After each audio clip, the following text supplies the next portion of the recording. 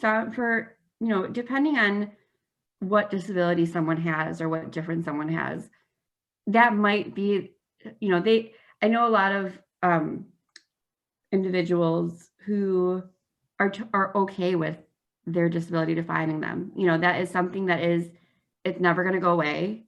Right. And, it is a large part of who they are.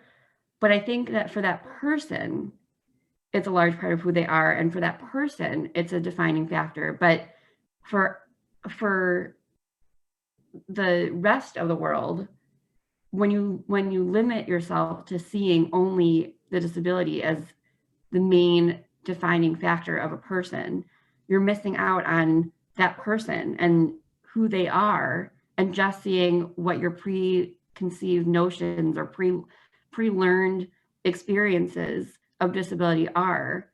And then you're seeing it as something that's, needs to be fixed, or something that needs to be helped, or something that, and in many cases there are plenty of people who need support and, therapy and tools to navigate the world. But that's just part of their life. Right. And I think, like you said, everybody defines themselves in different ways, and that is 100% up to the person to define. I think the problem comes in with doctors or with other people when they do the defining, Right. and they define it based on, you're missing an arm or two arms or a leg or fingers or toes. Right. Other people don't know you, and you have to get to know you, the person.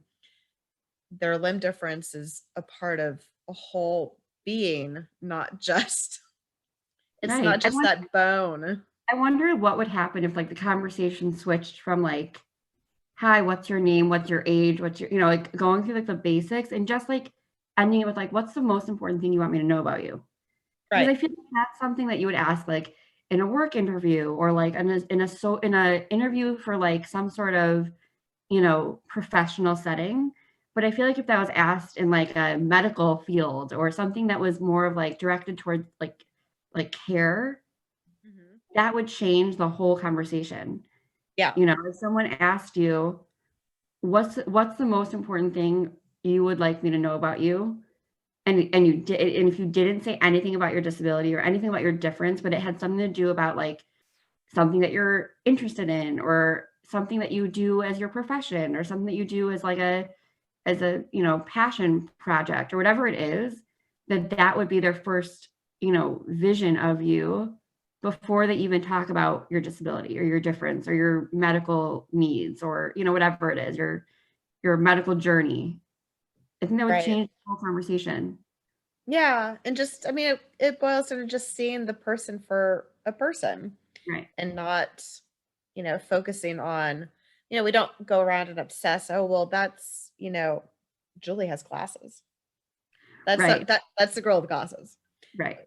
We don't typically do that, and so why do it with other things? It's just Right. not it's just simply part of, a person. They may look different, but, you know, there's nothing essentially. I mean, they're still a person, and it's a Right. normal everyday existence. Go to the grocery store, Right. kids, Yep. work, Everything. Everything. every single day. Boring, boring life. Exactly.